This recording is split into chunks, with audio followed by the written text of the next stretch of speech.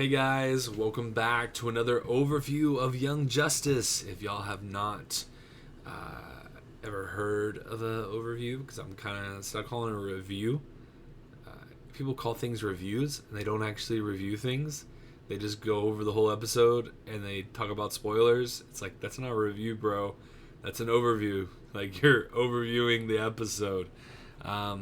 This is where I break down spoilers about what I thought about the show, the moments I liked, and I will speculate what we may see in the future. Now, if you have not watched Young Justice, this episode was called Through the Looking Glass, so I recommend, if you haven't seen this episode, stop watching the video, come back later, but go watch the episode and then come back and join the conversation. So, the very beginning of the episode, we have Cheshire and Artemis having a conversation with their mother, and Artemis is seeking the help of Cheshire because she needs the help of Cheshire to figure out if these two characters that we saw last episode, if they are good characters or bad characters. Now, I think we all kind of had that feeling last episode that the twist would be that they're both telling the truth. Now, we have 2 more episodes to find out if that's true, but I have a feeling that it is. And they need her help to figure it out because, the most powerful telepath they have, she's in mourning, so she can't participate and help. But also the telepath that did try to help couldn't figure anything out. And we find out that the League of Assassins are skilled with not being brainwashed, and of course they are, because duh, of course they'd be trained not to be brainwashed. And so Cheshire goes to help, and let's just get this out of the way. Let's talk about Beast Boy real quick, and I just want to mention that I think that Beast Boy was that linchpin to kind of tie you into what was going on and still remind you, hey, Connor's dead, bro. Feel bad. And he does, man. I know people probably watching the show like, dang, this sucks. Connor's dead. I don't think Connor's dead. I think he's alive. We'll find out. But they're going to tear our heartstrings up until they reveal that to us anyway. So it is what it is. But I thought Beast Boy was a good person to show grief with. I think that showing Miss Martian right now would take too much distraction away from what's going on in this arc. But Beast Boy is still good enough to show us that, it sucks. Superboy is dead. And they're not going to let us forget it until they reveal that he's not. But we'll see. So got that out of the way. I like how Cheshire's willing to help. And, of course, she's only willing to help because, they say, hey, they know where we live, which means they know where your daughter lives. So she's like, okay, I'm going to help you guys because I want to make sure my daughter's good and not going to get hurt. So she goes and helps and kind of figures out the same thing that we all kind of seeing, is that maybe both of these characters are good. Now, when this happens, there's Iron Spider and Rictus. I'm going to bring up Rictus in a little bit later after we get done with the whole overview part, because I have a new segment I want to do. But they sneak in and there's this big battle. Love the action. I have one complaint though, and it's going to be the complaint that I'm going to bring up every single time.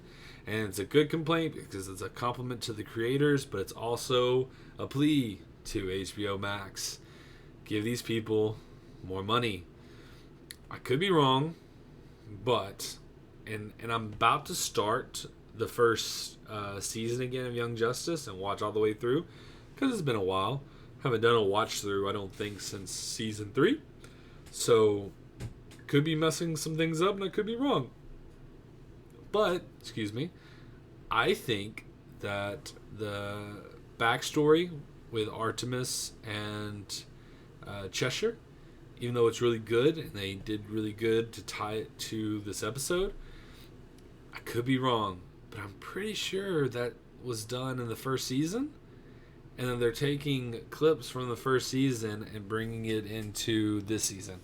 Like I said, I could be completely wrong, and like I said, it's a compliment to Greg Weisman and Brendan Vietti that they figure out ways to save money, but then also build their story and make good use of it. But hey, it's just another excuse to tell HBO Max to give them more money. Rather have a new season than necessarily them having more money. But if you can do both, let them do both, man. Give them that money. Give them the green. So that was just a quick little thing I was going to throw out there. But awesome battle. Big fight between all these different girls that were all part of either a part of the Assassins or the fact that they all have parents that are troubled, at least we could say. And, Tigress decides to, Artemis decides to take that leap of faith and says, Onyx, help us out. I dig Onyx's weapon with the whip and stuff, and the fighting, that was pretty cool. And of course, it seems like they're going to lose until Lady Shiva comes up, knocks out Orphan, and they say, hey, we're going to go this way. You can meet us and make a trade, but we're taking this person, and if you mess with us, we'll kill her without hesitation. Now, would Lady Shiva kill her daughter without hesitation? Maybe. Maybe she would. I don't know. But I think she probably would. So they decide what they're going to do, and you know what? All these girls with mess up dads are going to go and try to save Orphan. Now, let's talk about Bat Family real quick. I love the way they designed Orphan and Spoiler. I really dig the way they look, and I'm glad that we're going to deal more with Orphan, because I think Orphan is a really dope character, so that was great to see her. I'm excited to see Chester's arc, because with the conversation I think I brought up with the last video I did, I brought up the discussion between Cheshire and Talia about mothers, and that debate of, am I being a good mother by staying away from my child, or am I being a good mother by actually being there for my child and raising my child, even though I might be actually putting my child in extreme danger? And I'm hoping that by the end of the 8th episode, that Cheshire will decide to try to live a normal life and to raise her daughter. May not happen, but I am hoping that's going to be the case for her. I have a fear that it might be much, much worse for her future, but we're going to have to wait and find out. What else was I going to bring up? I don't know if there's going to be a twist, but what I'll say is this with Cheshire: when she leaves and she makes the comment about the Mad Hatter comment, which is the idea that she will actually be back, what I think that she might be doing is I think that she might be going back to where Talia is and say, hey, I'll come back, I'll do this, but I need you guys. And I feel like possibly maybe just Red Hood, but I feel like at least Red Hood is going to show up and help out, which would then, by the 9th episode, maybe, if we're lucky, we'll have a Nightwing arc where we finally get to reveal the Red Hood. We can only hope, but that is what I am hopeful for. Clearly, they're going to fight the League of Assassins, and we're going to have to see what happens there. But digging the new characters, digging the story.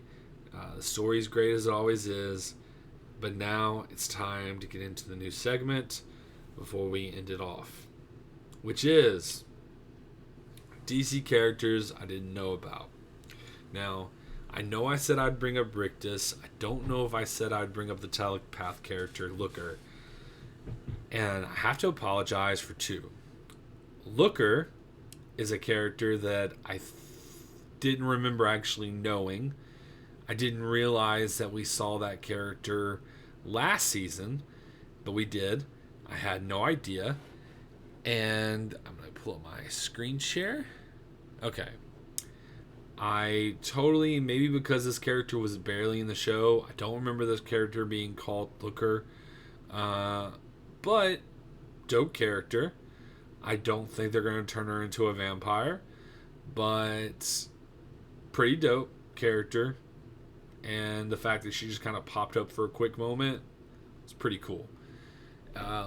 This is a side note, but if they ever wanted to build like a big, huge open world video game and maybe have like a few planets, Earth, the Watchtower, just get Greg Weisman in them to just build your lore for you, because they just throw all these characters in, and I have to remind myself sometimes of who these characters are, and sometimes I don't know who they are. So, cool character. I don't know if we'll see her again, but it's a cool little throw in. Dope. Onyx Adams. Okay. I thought I didn't know who Onyx was. And I could be wrong, because I am looking and I have not found the connection I was looking for. But I could have sworn that she became a member of the Outsiders. And not only that, I could have sworn that she became a member of the Outsiders when Nightwing and Arsenal were like the leaders of the Outsiders. Maybe I'm wrong. Maybe I just read her in Nightwing, because I'm a big Nightwing fan, and it says that, it has a footnote for Nightwing 98 and Nightwing 97.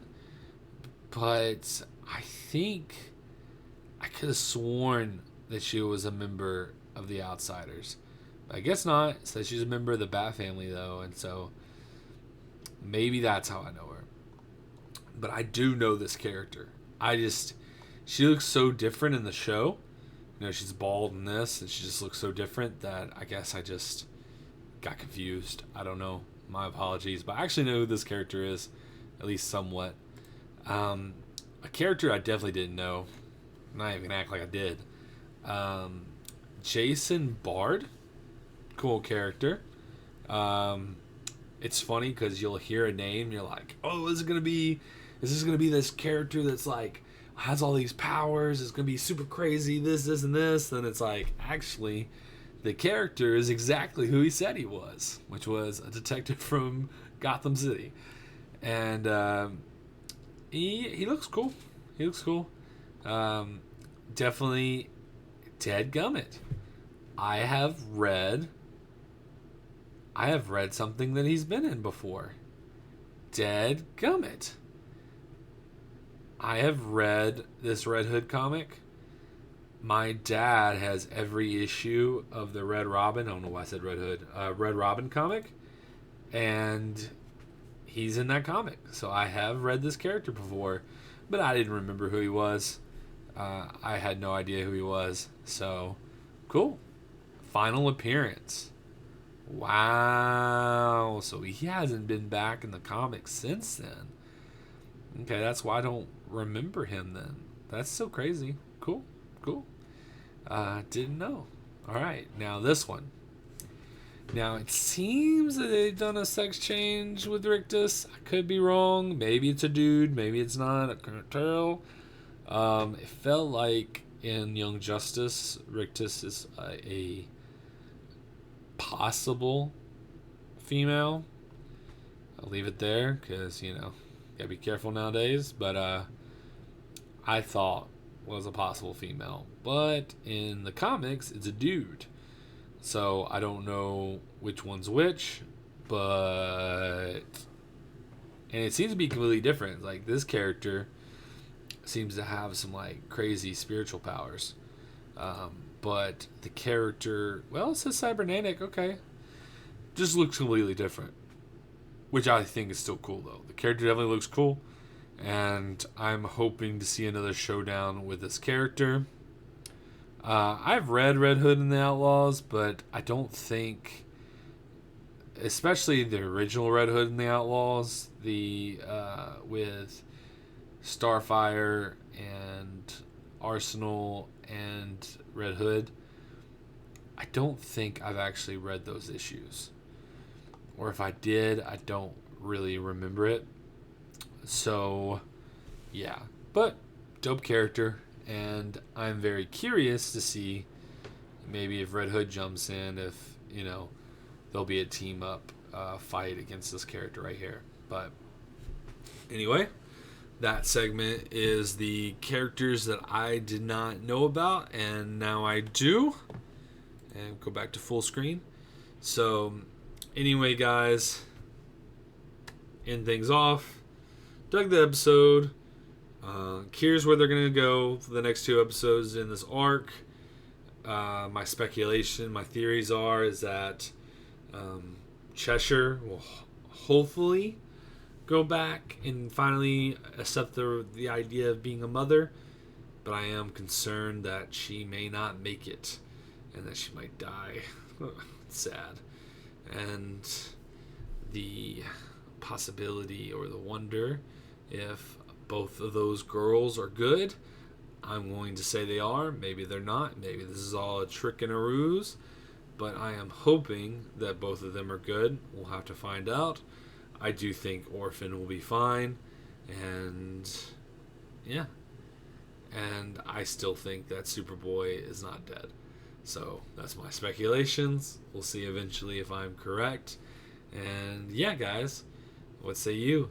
What'd you think of the episode? What are your theories, speculations? Comment down below and let me know. Anyway, guys, have a great one. Peace.